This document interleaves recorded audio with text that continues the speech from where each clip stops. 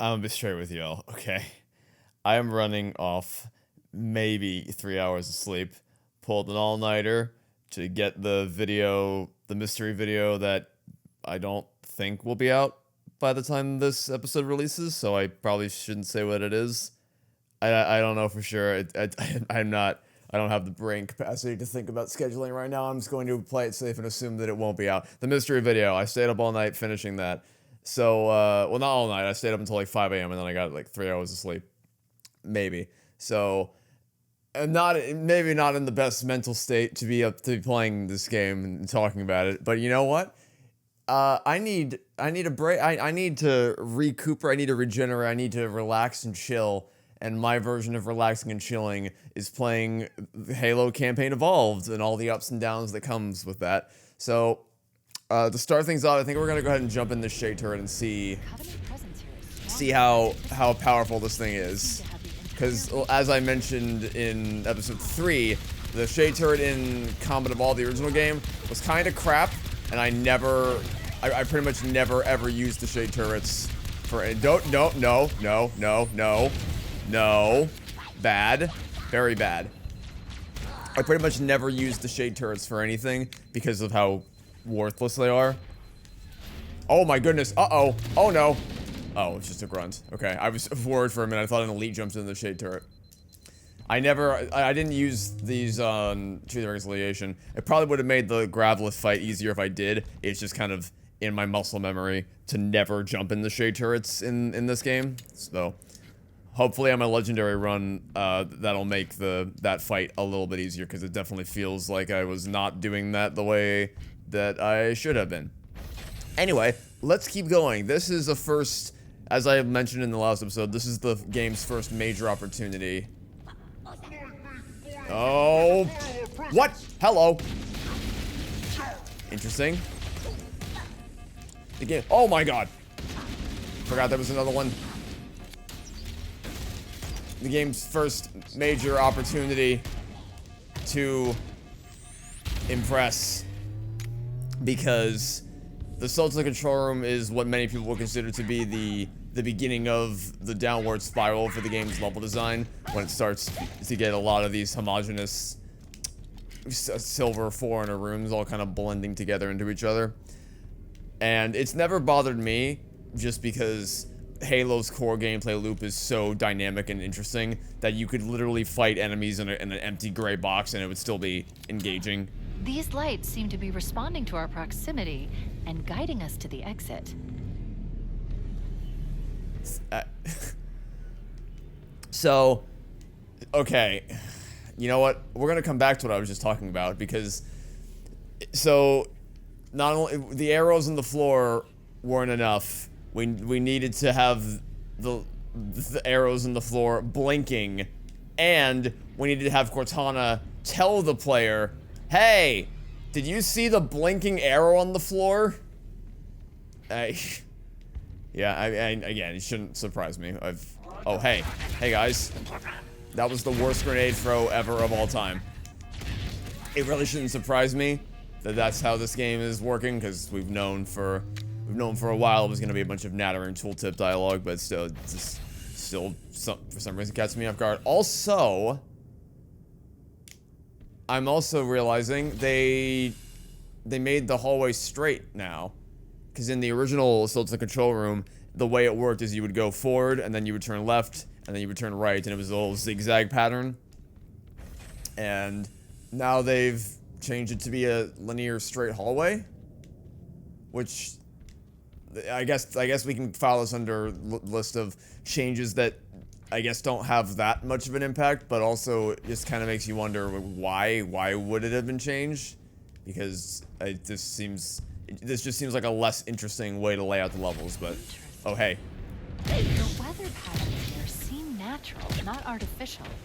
I wonder if the ring's environment systems are malfunctioning, or if the designers wanted the installation to have inclement weather. This is Fire Team Zulu. Can anyone hear me? We got Covenant all over us. Can anyone hear me? Over. Cortana to Fire Team Zulu. I read you. Cortana? Oh, man, am I glad to hear from you. We're in a bad way here, cousin. Covenant forces all over us. Transmitting our position now. Coordinates received. Fire Team Zulu. Roger that. With all due respect. Step on it, baby. Wait, tracking data indicates we're almost on top of them, Chief. They should be in the canyon below us. Get a visual. Oh, sure. Now the Banshee charges me. He waits until I jump out of the shade turret to charge me, does he? Alright, fine. Be like that. Be an asshole like that. I'll kill all your friends first, and then I'll come back for you. So, interesting little detail there. It's not Sergeant Johnson. Usually, Sergeant in the original game, it's Sergeant Johnson is the one that says, "This is Fire Team Zulu requesting immediate assistance," or something to that effect. Does anyone copy? Over. But in this game, it's Vicente who does that and not Johnson. I'm not entirely certain why they would have changed that. I can only, my assumption, based on literally nothing. Well, I guess not literally nothing. If I were to assume, or if I were to try to deduce why they might have made that change, I'm estimating it might have something to do with the fact that, and to be fair, I never really thought about this before until literally this exact second. But in the original game, you had Sergeant Johnson in this mission as part of Fire Team Zulu, and he would accompany you on the side of the Scorpion. But then, also, you would find out in the next mission that apparently Sergeant Johnson went off to the, hey there. Went off on a supply run in the swamp with keys. And I guess I never really thought about that until just now, but it is a little strange that he just kind of teleports around. Oh, that's a sword elite. I mean, I knew there would be a sword elite here, but I didn't expect him to be here so soon. Where'd he go? Where'd he go? Where'd he? Oh! Hello.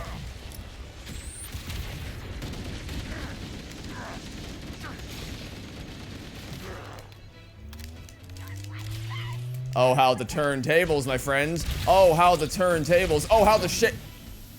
I didn't realize there was someone in the shade turret. I did not realize there was somebody in that shade turret. I can only assume the reason why this change was made was just because it makes more sense, I guess, if Johnson is only in one of those places instead of both of them. Although, hi. Hi, buddy. Nice to see you there. I did not foresee that. It makes sense for it to only be in one of those places. Although I probably would have had him be, if I was only gonna have him in one of those two locations, I would probably have picked to put him in this mission rather than Guilty Spark, because for one thing, the player can actually fight alongside Johnson, and another, it would help explain how Johnson survived the flood attack in Guilty Spark. Because there is an explanation for it. It's just I don't think it's clearly not something that Bungie was really giving all that much thought to when they were making Combat Evolved, and it was just they retroactively decided, oh hey, Johnson's a pretty popular character, maybe we should bring him back or something, because like they lampshade the reason why he survived pretty hardcore in Halo 2, and there is an explanation in the books, but I honestly don't even know if Bungie themselves could have told you how Johnson survived, and I don't know if they would even care. But yeah, I don't know. I guess we'll see. We'll see what happens. Maybe Johnson is still on the level, but it was just strange to me that they changed it from Johnson to Vicente, and that's, if I were to guess, I would assume that was the reason why. Anyway, I'm very happy to see that the glass is still breakable. I didn't really use it at all, but there's a lot of really cool ways you can use the glass dynamically in the combat. You can bait an enemy to walking on top of it and then shoot it out beneath them. Or if you need to make a quick escape, you can do this and pop down here. Those are some cool things you can do. Glad to see that's intact. The exterior environments, really they've hit it out of the park with every single one of these exterior environments. I knew from just the brief glimpses I saw of this level in the trailers that this was going to be, I think so far this might be the best looking mission that we've played, because it is, I adore the way this looks. Beach environments and winter wonderlands are my two favorite environments to explore in video games. So I already really like the Souls of the Control Room, but man, it is take, because honestly I don't really care much for the way it looks in Anniversary. It's not necessarily bad, it's just it doesn't really, I don't feel that it enhances the original in any way, but this is just a clear improvement in every way. I mean, except for any Unreal Engine 5 texture stuttering that may or may not be happening, but that's par for the course, I suppose. Okay, let's keep going. This is I probably shouldn't be dawdling around so much, because this mission, if you don't know, is the longest in the entire game. If you really know what you're doing. Analyzing. If Halo is a weapon, this entire valley must be the fire.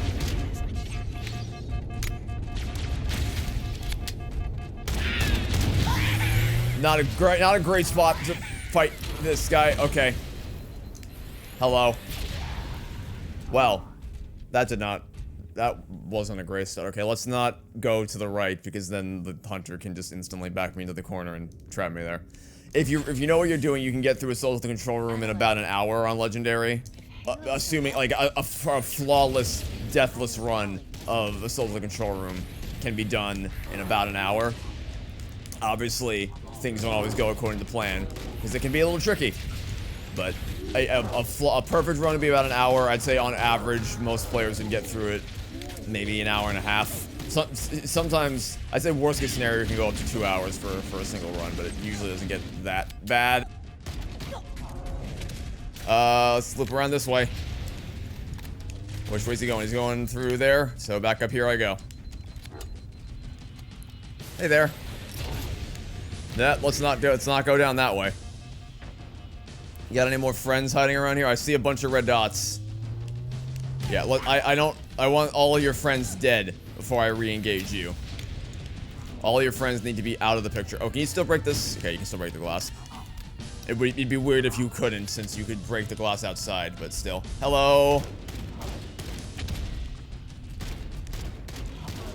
Yeah, that's definitely a weak spot. Yeah, I don't love the glass shattering effect. It looks like the glass kind of fizzles out of existence. We should hurry. They can't hold out much longer. Shut the fuck up, Cortana. It's kind of weird that the glass just fizzles out of existence instead of breaking, but at least the glass is destructible. Yeah, I keep going back and forth on how I feel about the hunters, because on the one hand, the one-hit insta-kill melee and the one-hit arm cannon blast is bullshit. I hate that. I absolutely despise how they've changed the hunters to be more annoying to deal with in that respect. But they do still maintain the same spirit of the original game's design, in that if you can get around the back, the little weak spot on their backs acts as a substitute for the exposed flesh in the original game. So it does still kind of maintain that design philosophy. So yeah, I don't know. I guess I'm sort of in the middle for the hunters. What I'm not in the middle for, though, is this room. It seems like they've definitely made some decided improvements as far as I imagine. I get the sense that they still maintained the general style of going after room after room after room after room, but I'm guessing each individual time you enter the room, or at least a lot of the times when you enter the room, the layout is going to be different, which is cool. That's a welcome change to the formula. That's what I would have expected to see out of this mission, and it seems like they are, in fact, going to be delivering on that. Cortana, I don't want to be a pain in the ass or anything, but we need some help down here. Where's the reinforcements? We read you, Fireteam Zulu. On our way. I'm just glad the flashlight is in the game. I mean, it was in Infinite too, so it hasn't been gone for that long, but it was gone in Halo 4 and Halo 5, and even Halo Reach didn't have it. Halo Reach had night vision, which wasn't really the same thing. And I mean, even in Halo 2 and 3, the flashlight was kind of... Oh my god. Did not expect him to charge there. Even in Halo 2 and 3, the flashlight was just sort of superfluous. Also, I fucking hate... Like, I know I keep talking about how awful Cortana's dialogue is, because it is awful, but her telling Chief... You get close, we can hijack that Covenant vehicle. As if the Chief wouldn't know that. As if it's... I get the sense Halo Studios is under the impression this is, like, the first time Cortana and Master Chief have ever met. Which I mean, even if that was the case, which it isn't, it's not even the first time they've worked together. That still wouldn't justify. Chief has so much experience fighting the Covenant after all this time that, like, there's no way he would ever need someone to explain how to fucking hijack a vehicle. Yeah, I mean, it's nice to see the vehicle hijacking is here. It's a nice quality of life feature. Very nice quality of life feature. So I'm guessing Johnson isn't here. I'm pretty sure that's why they made that change. Which again, I probably would have done the reverse, because really this is pretty much the only mission where you actually get to have some really good banter with Johnson. You hear how he kind of talks to the other Marines with you on the Scorpion, because he doesn't really have any actual in-mission dialogue for any of the other missions before this point. At least not anything super substantive. I guess that's why they gave Johnson more lines in previous missions, because they knew they weren't going to give him any for this one. Well, it is what it is, I suppose. Alright, let's see if this old trick works. I said, let's see if this old trick works. Get in the Wraith turret. Alright, that still works. You jump in the Wraith turret, forces the driver out, and then you kill him like this. Alright, well, I guess this Wraith is mine now. Kaboom. I said, kaboom. I thought the Covenant had eliminated all the Marine forces in this area. They gave it the best shot, but they didn't count on running into the biggest squad of Marine badasses in the Corps. So in the original game, there was a sniper and a rocket over here. I see the sniper, and I see the rocket. So those were both mine. Lord knows I'm definitely gonna need them to get through this, because I'm... Well, first, let's load up some of you guys. Actually, let me first give this to... This is gonna be fun. Well, let's hope you get in the side seat. Move this hunk of junk. Alright, cool. Let's try out Rocket Hog. Let's see how Rocket Hog fares in Campaign Evolved. It's really hard to screw it up, but it is this game, so... Nothing's off the table. Still very much within the realm of possibility for them to find a way to screw it up. But let's see. Alert, I'm detecting a Scorpion tank up ahead. We should use that to punch through the Covenant defenses. Hell, we can't hold them off again. We need to bug out. Shut up. Throw some backbone, amigo. Hey, you wanna fire your weapon? Thank you. You wanna fire it a little better? Chief, good thing you showed up when you did, sir. Guess not. Give us a hand, Fire Team Yankee. Link up with Zulu and follow us.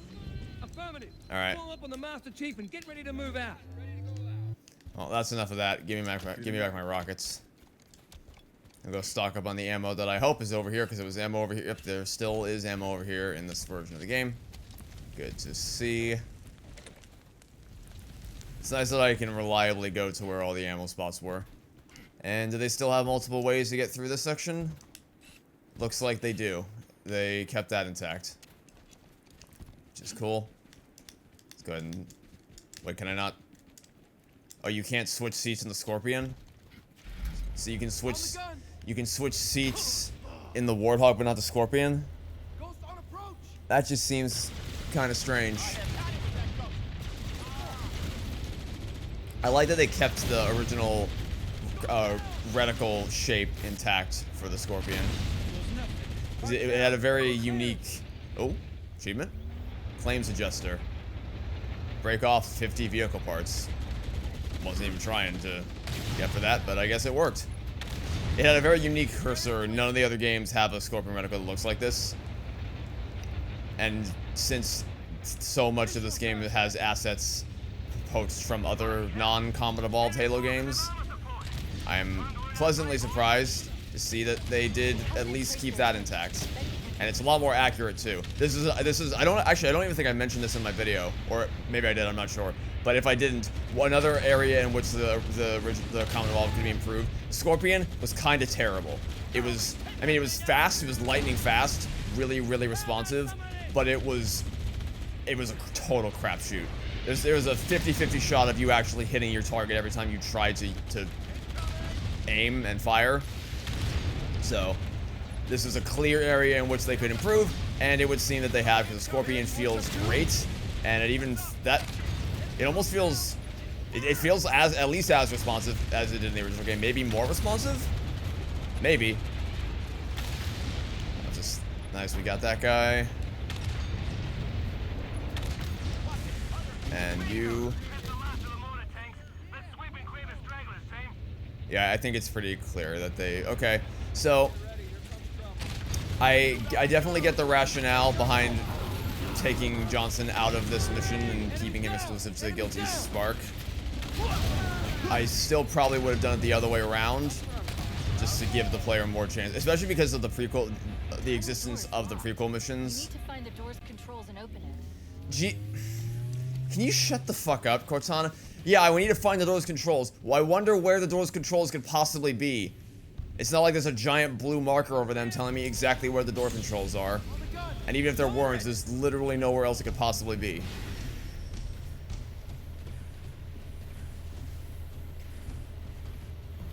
You guys gonna get on?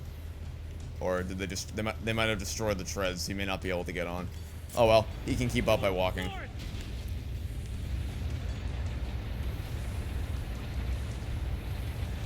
They straightened this out too. Man, what is with the de-alienifying of... Oh my god, what the hell is this? Hold on, let me kill...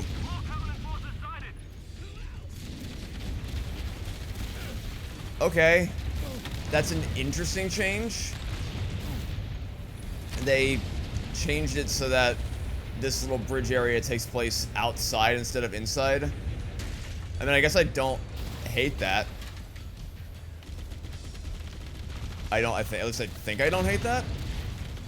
I mean, it gives you more chances to admire how beautiful the snowy valleys are. But there was also something kind of uncanny about the original. Like, hey, Commonwealth had a lot of these really fascinating liminal spaces, like places that seemed familiar enough, but just slightly off. And that's kind of, I think that's the thing that bothers me about the straightening, for lack of a better term, the straightening of the level design in those sort of transitional spaces. Because they straightened out the hallways earlier, where instead of turning corners to get outside, you just walk down a straight hallway. And then there used to be these bumps, these little speed bumps. I guess not really speed bumps, but the road moved up and down, it undulated. There was elevation to it. And you may think, oh, well, it is a hunter. I should have expected that. You may think it's unnecessary to have that level of modulation in the level design, but the thing is, it made it interesting. It made it more. It wasn't as watered down. It wasn't as. It wasn't supposed to be clean, smoothed out, and it wasn't supposed to be like, you know, if humans were making this, they would probably just make the hallway a straight path to the end, right? But humans didn't make this. The Forerunners made this, and the whole idea with the Forerunners is it's supposed to be close enough to human architecture to be recognizable, but not so close to being an exact replica of human architecture, so that it feels comfortable. It should be familiar, but not comfortable, I think is the best way to describe Forerunner architecture. Just close enough. Excuse me. Area secure. Just close enough to feel like you kind of know what's going on, but also just slightly off just enough to put you on edge. I'll clear the path. And by sanding down all the edges and curves, it kind of removes that element of the Forerunner design, and I don't like that. And again, it's one of those things where you're like, oh, it's not that big a deal. Yeah, maybe not in isolation, but they stack. These things stack. When enough of these types of things happen, you start to feel like the original soul of the game has kind of been lost, which I know sounds like, even me looking at this right now, I feel silly for saying that, because it is such a pretty game. Like, oh my god, just look at this. Look at what they did. Like, comparing this to the original cave was dark as balls, you couldn't see shit. This is so beautiful. And it's not like it's not like one of the areas in the game where the darkness enhances the mood, like for 343 Guilty Spark or something like that. This is a nice place to enhance the colors and the lighting. It's such a pretty game. And so it feels weird for me to say that the original game's soul has been lost, but I don't know, that's kind of what it feels like. Halo is more than just its graphics. And I guess that should have been the first red flag when they put out that Halo Studios rebrand of the new era, the new dawn video they put out in October 2024. Which is basically, like, an excruciating amount of that video was talking about how Halo was a graphics showcase, and I'm like, well, I mean, sure, but that's not why people love Halo. Like, that's not, Halo isn't known for being, oh, I can't wait to play the new Halo game and see how much they really push the boundaries with the visuals. So it probably should have been, that probably should have been red flag number one that something was wrong with this game. That they were going to be prioritizing these hyper-realistic visuals above pretty much all else. Anyway, here's one positive thing I can oh shit, am I dead? I sure am. I don't even see where these grenades come from half the damn time. Nice shot. I think they all ran away. One positive thing, they're playing A Walk in the Woods here. And A Walk in the Woods is one of my favorite tracks from the original game's music. One of my favorite pieces from the original game's soundtrack.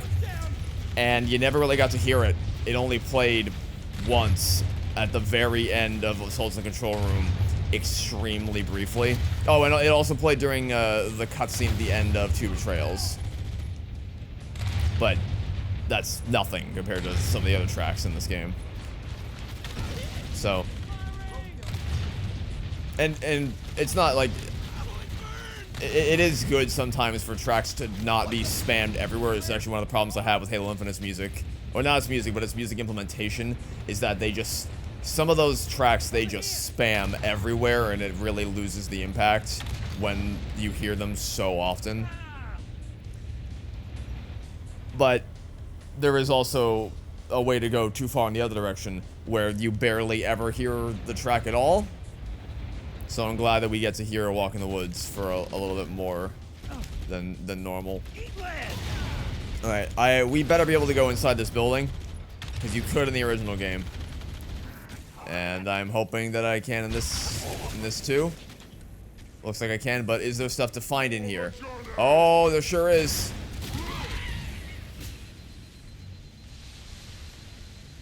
Hey. Oh, no, dear. You want to come to me? Come on. Run right into my sword, why don't you?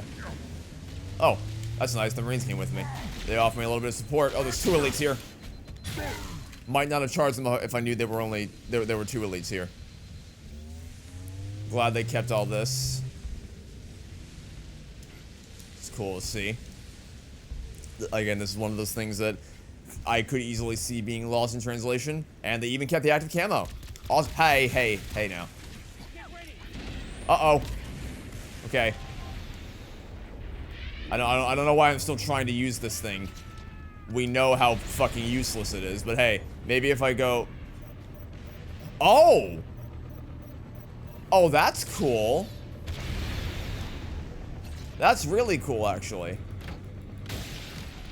They gave the rocket launcher lock-on ability, which that didn't get added until Halo 2. I didn't even think about that. That's really neat. Retrofitting the rocket launcher with the lock. Oh my god, this Wraith turns so... Oh, never mind. It was turning... Okay. Not exactly sure what was going on there. Oh, what? Are you fucking kidding me? Really? What is with this game's checkpoint system? I swear to God, sometimes it's the most generous checkpoint system in the entire series. Sometimes it's on par with Halo 5, with how far back they set you.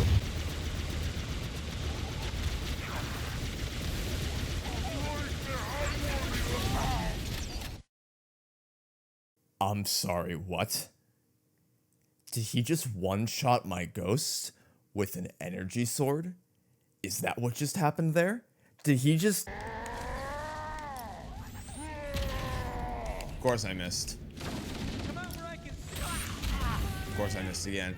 Oh, please tell me his AI doesn't go. Please tell me his AI won't wait. No, we need to test this now. We need to test this. We need to test it. We need to test this. We need to test this. We need to find out. I'll take the shitty fucking checkpoint. We need to test to find out if his AI, because we learned this in the last episode. The AI in this game is actually very easy to break. You can just shove a hunter off the ledge and then he won't be able to kill you anymore. So now, what we need to find out is, will the elite follow me around the corner? That's what I want to know. I don't want my Marines fucking with my experiment. What's shooting me now? Oh, it's one of the ghosts. I don't want my Marines messing with my experiment. Think they all ran away. So I'm going to leave them. Should I just kill them, actually? You know what? Let's just kill them. And then I'll reload checkpoint after I do this little experiment. I just want to see, because I don't want to introduce any additional variables into this test. So, let's see. Where's our sword friend? There he is. Hey, buddy. Hey, sword friend. You want to come out and play? You want to come out and play, sword friend? Sword friend. Hey, sword friend. Hello. Don't be shy. I just want to play. Don't you like play? Don't you want to play? Come play with the Master Chief. Come play with John Halo himself. There he is. What? There we are. What's fucking happening? Can you follow me? What the fuck is happening? Do you want to kill me or not? What the fuck is going on? Dude!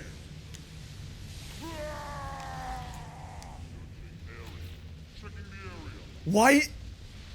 This is the funniest shit I've ever seen. He wants to kill me for 3 seconds until I run away, and then he disappears. What the That's not how sword elites. Also, you need to. Oh, I pissed him off. This is it. Come on, now's the chance. Dude!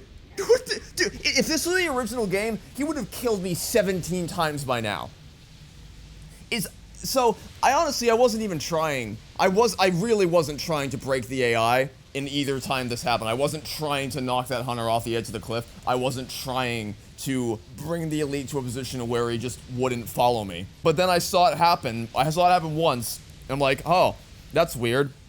Is that a one-off incident? Or is that just, like, the way the game works? Is that just the way this game's AI works? I wasn't really sure. But now that I've seen it happen multiple times in a row, now I'm starting to think, you know, maybe I should really try to see just how broken this is. Where is he now? Where'd he go? This guy's running me down, or at least he was. Oh shit, I don't have any normal weapons. Or normal ballistic weapons, I should say. Why? You just hide there. Okay, here we go. Here we go. Now's your chance. Is it?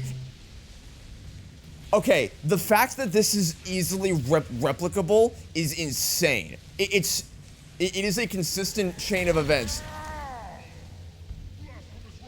Oh, he pulled a switcheroo on me. He went a different direction this time. That's kind of new. You know, every other time that happened, he always ran away into that little corner over there. This time he went to the left corner. Ooh, really shaking things up. Oh, maybe this is it. Is this it? No, dude. It's free kill. It's a free win. Free real estate. It's a free kill. Okay, I actually got him to come back here. I actually got him to come all the way over here. Will he go any further than that? I don't think he will. I actually don't think his AI is programmed to leave this building. I think he's trapped in here. I think he's like Vanellope from Sugar Rush. He literally is not programmed to be able to leave this facility. Cause the thing is, he could so easily outrun me too. Like we've seen in previous episodes that the sword elite's running speed is faster than the Master Chief's walking speed. It would not be hard for him to catch me. If he really wanted to kill me, he could do it, and it would not take any effort at all. but he literally just isn't leaving. It really should not be this easy, because like I could have killed him so many times by now if I wanted to. Right now, at this point, I'm just kind of being an asshole. I'm just showing off how broken this is. But this is stupid. This should not be working. Okay. Because like I'm really trying now. I'm also kind of rooting for this guy to get out of the. I'm actually rooting for this guy to fucking touch grass, but he won't do it. He was right fucking there. He was within kidnapping distance of the Master Chief. He could have ended the war immediately. One sword swing. That's all it would have taken. But he just chickened out at the last second because he has the Vanellope virus and he literally can't leave the building. He can't touch grass. He can't do it. It will kill him if he tries. And it is so easy to trigger. It's so consistently easy to trigger. You get his attention, you run. Oh, wait. Oh my god, he did it! Yeah, he did it! Yeah, he did it! But then he runs right back inside like a little bit. He's like, no, that's enough outside for today. No, that's enough. That's enough outside today. Can't be out here too long. I might spontaneously combust if I leave my parameters for too long. Oh my god, that's so lame. Okay, just to make sure.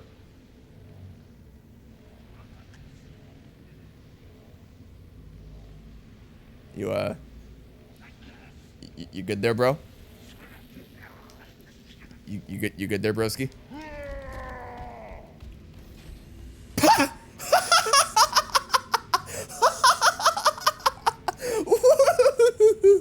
What? Yeah, sure. Okay.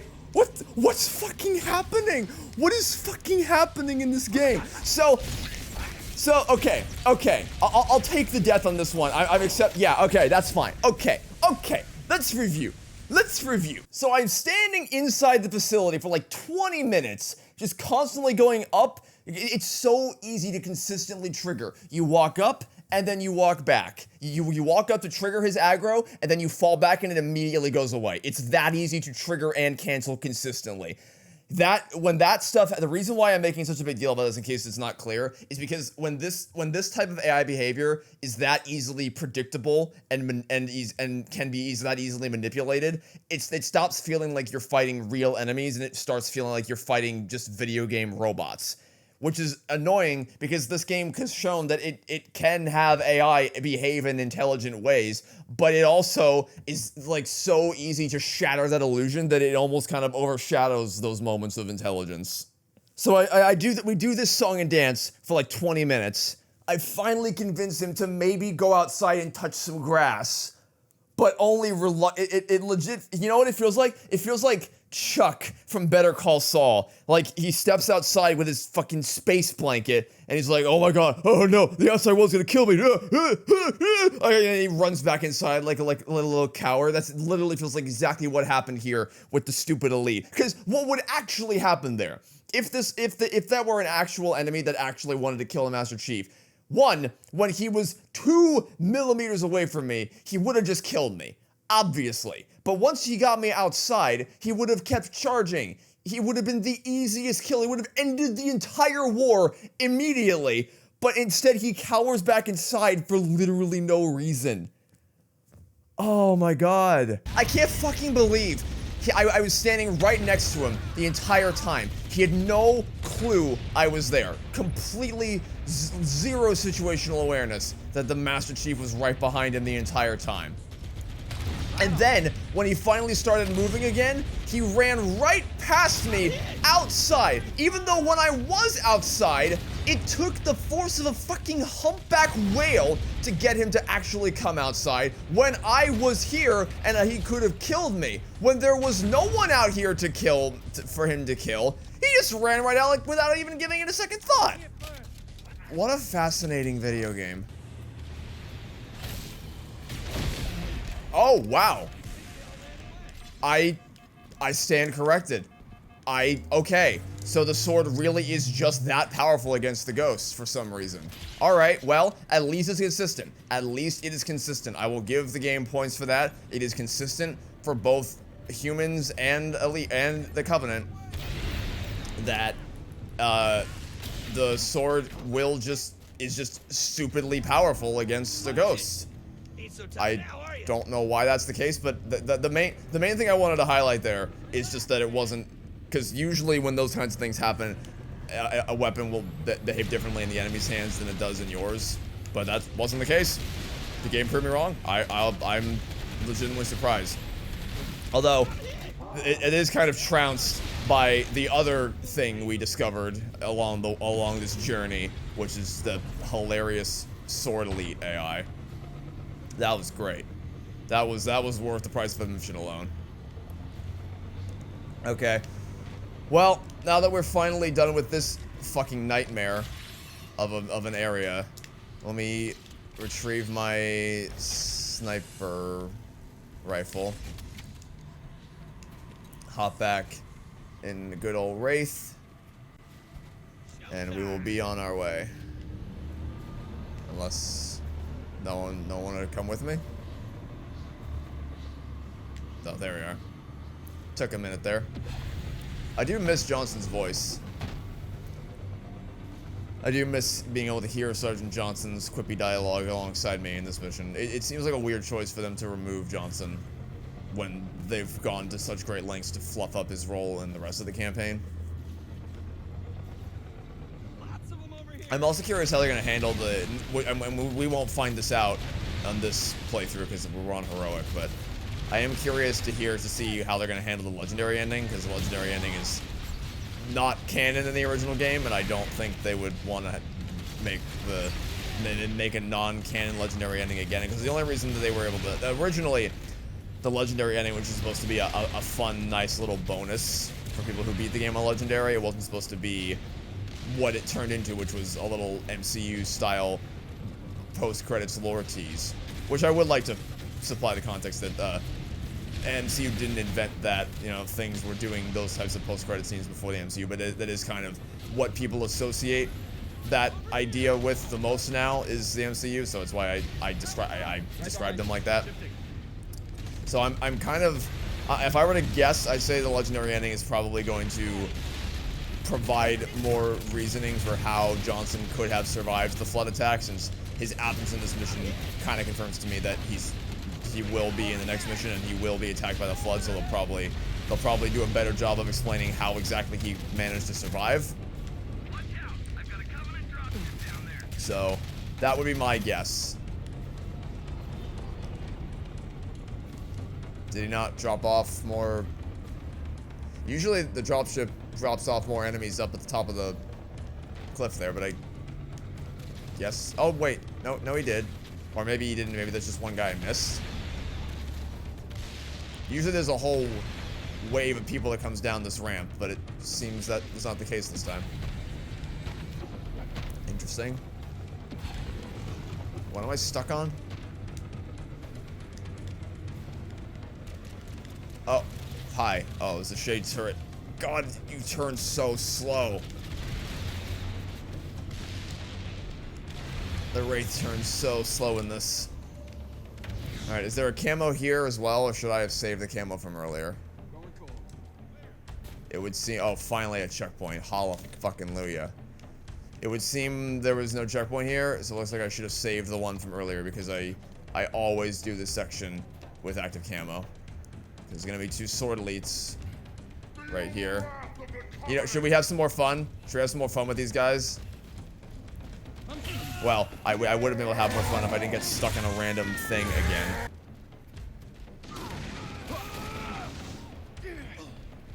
Yep, it's exactly the same as the last one. He doesn't want to leave his cave. He doesn't want to... He'll step out for a bit, he'll step out for a second, and then he'll immediately retreat back inside.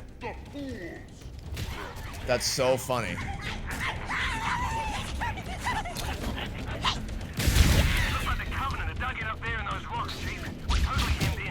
Marines, hold your positions. We'll handle those guns. Master Chief, we should scale the ridge and get below those stationary guns. I'm in no hurry for a heroic charge of those guns, Cortana. Holding position.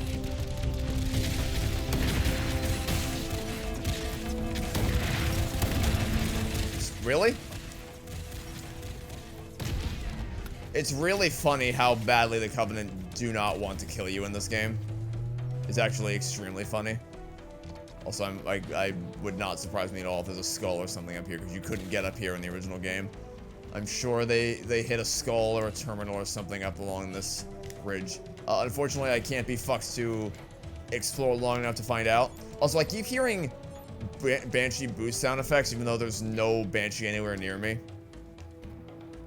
It's really weird. I've noticed that a couple times with a couple different types of sound effects. It doesn't seem like there's a lot of... It doesn't seem like the...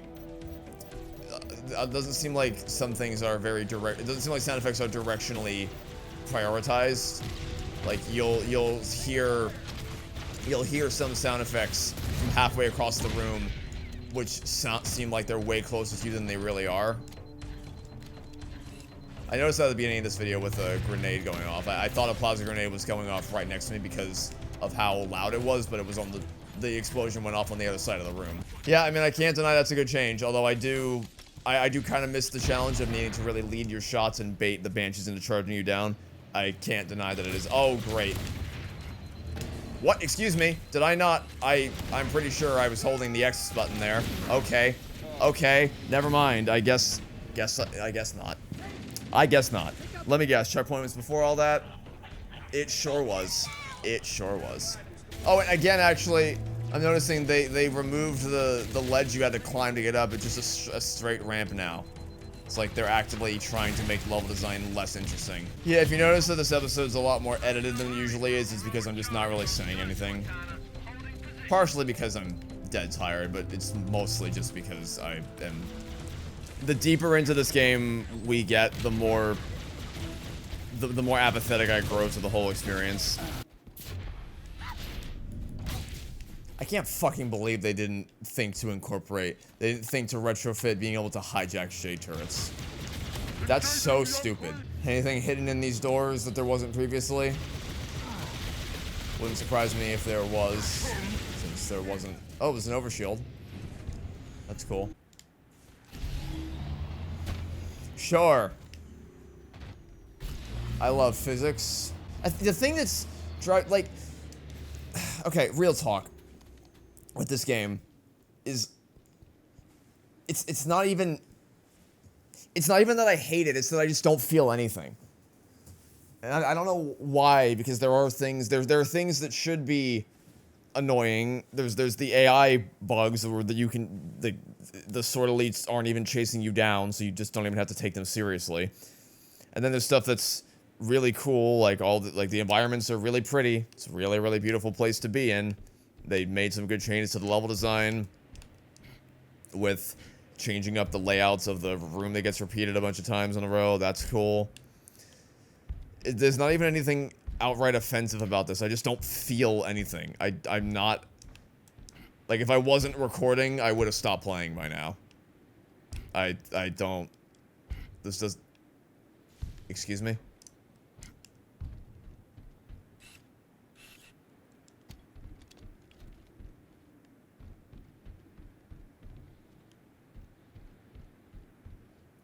I'm so glad they switched to Unreal Engine 5. It just makes the whole world seem so much more realistic when I can see snow fading in and out of existence right... What the fuck was that? You see that shit? What the hell was... Whatever, man. Let's just go. The more I... What is that? You see that, right? Look at the left side of the screen. What the hell is that? Is that the same thing that was happening over here with the snow? It's just that it's like, I get that when you're not looking at something in a video game, it's not always rendered because they need to save performance. Like, I get that. But usually the player can't see the fucking textures. Whatever. The longer I stay out here, the longer this takes. Let's just go.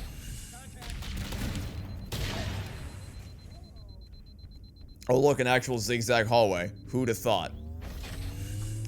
Didn't know they knew how to do that.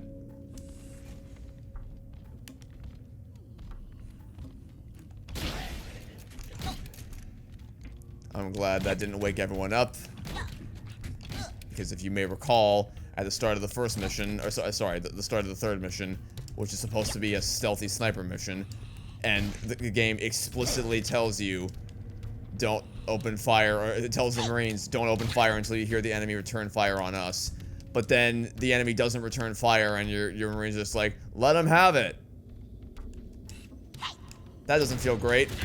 So it would not have surprised me if attacking, like the first enemy you attack blows your cover and then you just can't stealth your way through the entire rest of the room. Would not have surprised me in the slightest if that was how this worked. So I'm glad to say that it wasn't. Should be a jackal at the top of this elevator. Yep, he's still here. Or at least he was still there.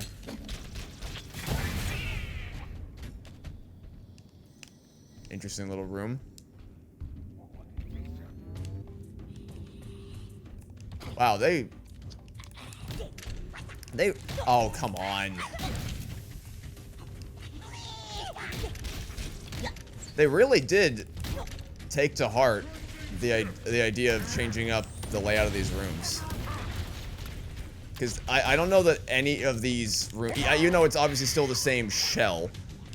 It's the same shell of a room layout. But they totally changed. Like, they moved all the pieces around.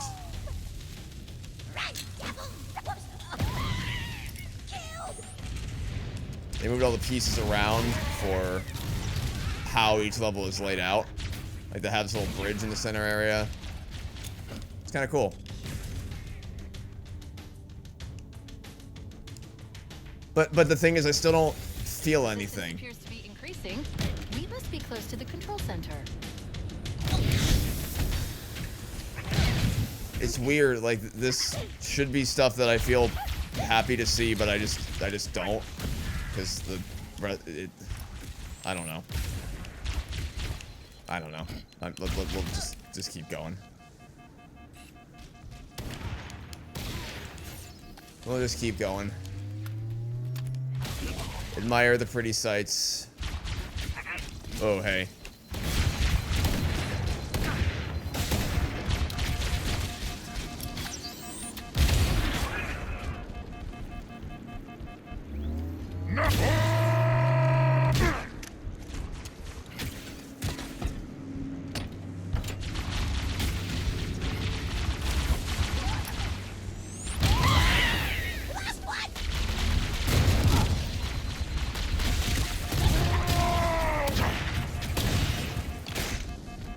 Enemy fire incoming! Darkness.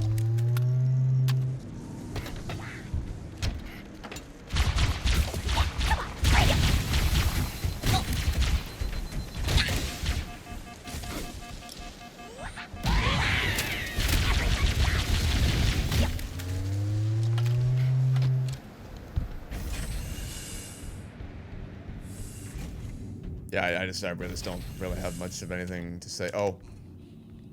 Another stealth room. Let's see if we can do this actually stealthily this time. Tap him out.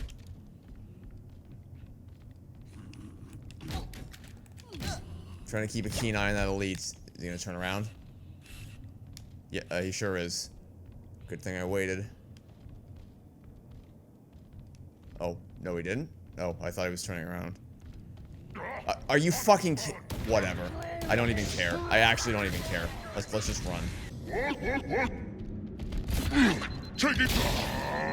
Can confirm the elite's still wart. Should be hunters on this bridge, or sorry, actually hunters on the other bridge. Is how it worked in the original game. And looks like it's the same as they are in the same way in this game. There are hunters on the other bridge, which I'm not even gonna bother trying to take out. It's already, because I think we've established that trying to kill them from range with some kind of weapon. Like, I guess I can use my rocket launcher, but I kind of don't really want to use it. I want to hold on to this. There's just no enemies in this bridge. Okay, there they are. That was weird. Took a bit for the enemies to wake up. I swear to you, I was mashing the grenade button just then. I was actually mashing it, desperately trying to throw a grenade and it just was not fucking happening. This game actually has an input problem. I noticed it from the first few seconds that I booted up the goddamn game. I was trying to just select difficulties, and even that wasn't working. I was literally mashing right bumper, and it was not throwing a grenade. Not loving my odds here. Really not loving my odds here. But fortunately, because this game's AI is broken, they won't leave. They will not leave the room. They could all rush me down and so easily kill me if they wanted to, but they won't because their AI literally will not allow them to. They are not allowed to leave that room. So I can just hide out in here. They can't do shit to me. You know, I could go back and kill them, but I just can't be fucked. This mission has gone on for way too long, and I'm ready for it to be over.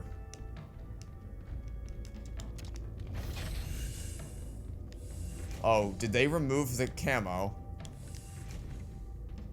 Oh, they removed the camo, didn't they? Oh, those fuckers removed the camo.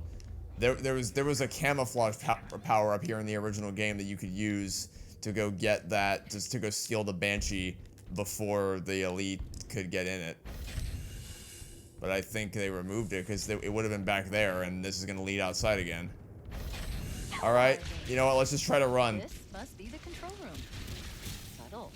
Look, Covenant Banshee. The entrance to the control center is at the top of that. Yeah, see, that was supposed to be a challenge in the original game. That was supposed to be something that you weren't actually supposed to be able to do. Or, sorry, that you weren't meant to do, like, maybe on your first run through. You're not kind of meant to figure out that, hey, you actually, if you want to, you can just go run and steal the Banshee. The first time the player is supposed to fly a Banshee is on 2 Betrayals, not on Assault on the Control Room. And it's a challenge. It's actually a legitimate challenge to... Oh, hey. That's pretty neat. There's gotta be something up here, right? Surely? No? Just one dude? Just one dude randomly chilling up here for no reason? Alright. Seems like another massively missed opportunity, but what do I know? Yeah, it was supposed to be a challenge in the original game of getting out here before the... Because even with the camouflage, it still wasn't a guarantee because the elites moved really fast. But now, because you can just sprint, there kind of is no challenge. You can literally just run right up to the Banshee and take it for yourself. I actually kind of don't like that it's encouraging me to skip. Because I don't... The vibe I always got was that, like I said, the Banshee was supposed to be something that you discover later that you can do. But the game is marking the waypoint for me here. As if it wants me to... Like, there's a whole other parts of the level. I'm not going to do it now because I just can't be fucked. I'm at my limit with this game. But I kind of now I want to go through the rest of the level and see... Because the way Cortana was talking there, it kind of makes me think that she actually doesn't want you to go... The game doesn't want you to take the normal route. Well, that'll be something I discover on my legendary run, I guess. Because right now, I would like to leave this mission. I would like to not be in this mission anymore. Open the door, get in the Banshee, and kaboom.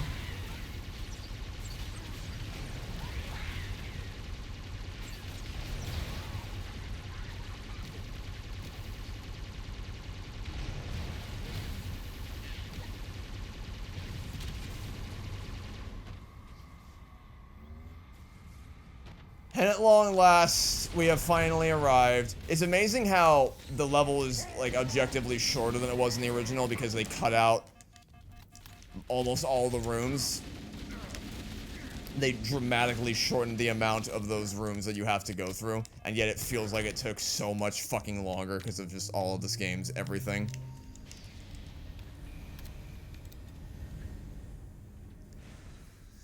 Can't wait to see how they handle this cutscene.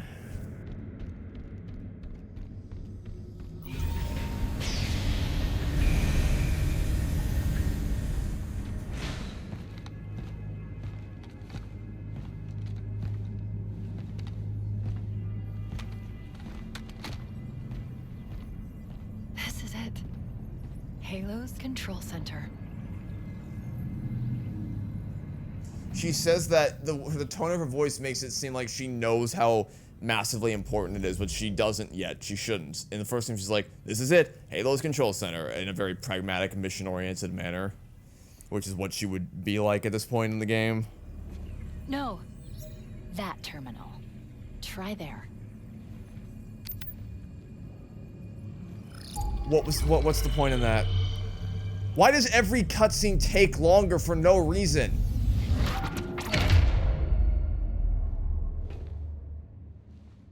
Cortana?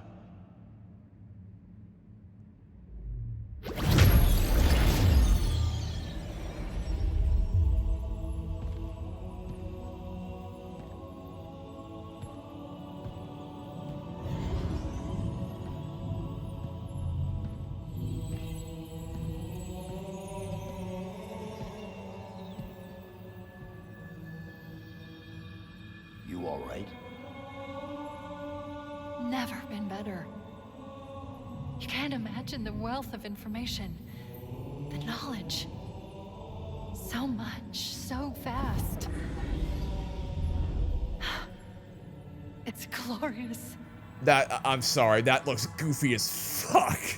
So what sort of weapon is it? What are you talking about? Let's stay focused. Halo. How do we use it against the Covenant? This ring isn't a cudgel, you barbarian. It's something else. That doesn't work. That dialogue doesn't work when you've made Cortana this chipper the whole game. When she was snarky, like if she was in the original, it makes sense for her to say that. But it does not. It doesn't fit this new version of the character. Right. This ring. It's Forerunner. Give me a second to access.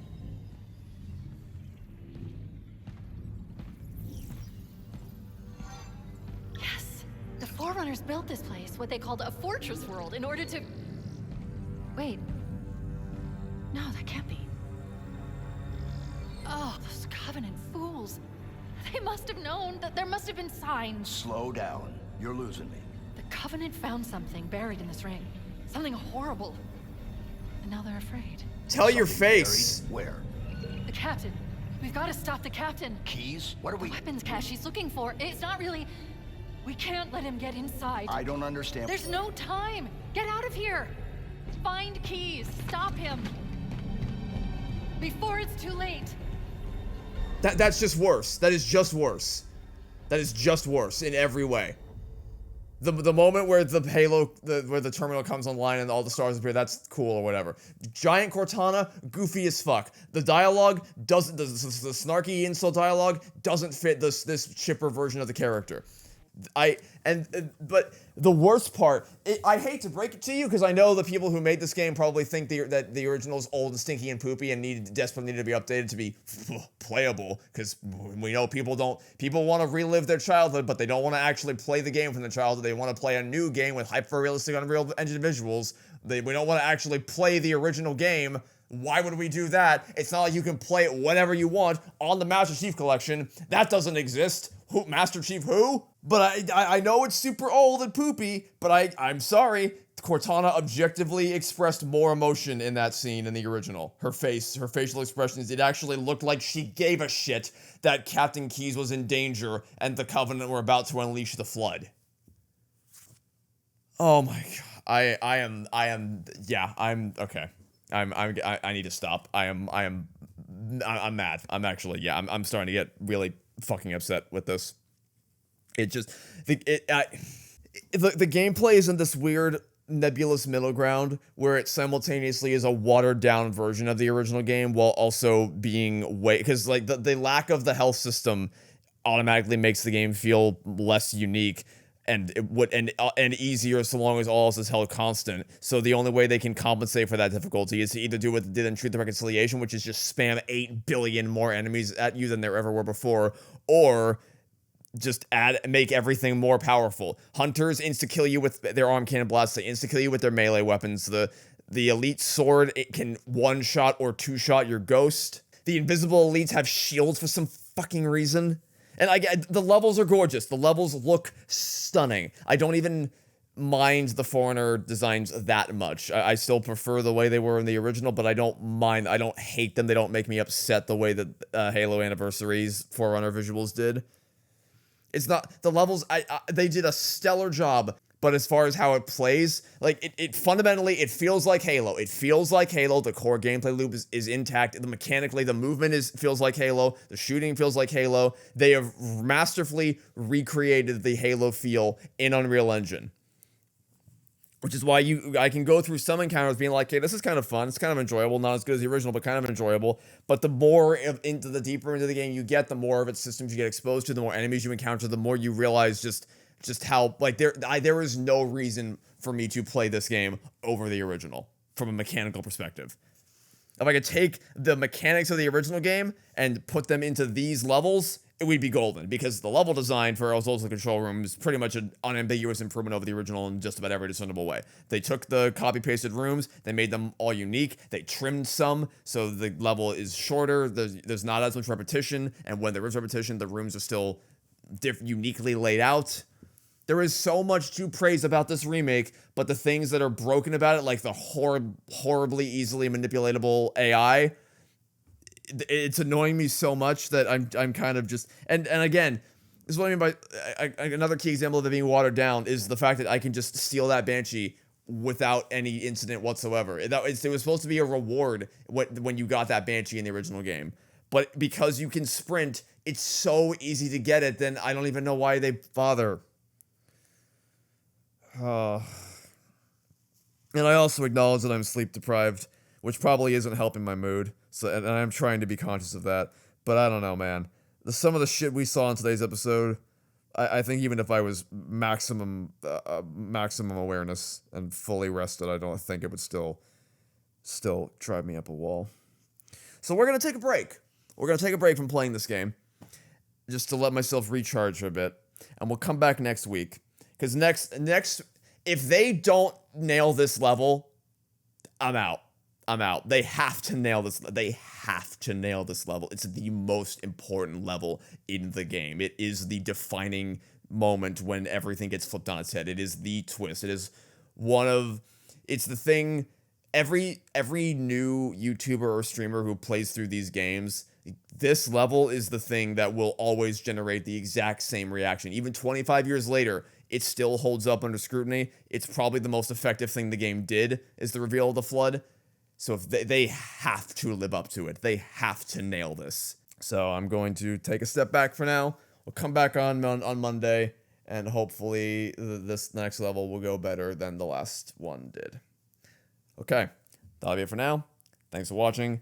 Stay tuned for next time, and hope to catch you all on Monday for some more Halo Campaign Evolved. Goodbye.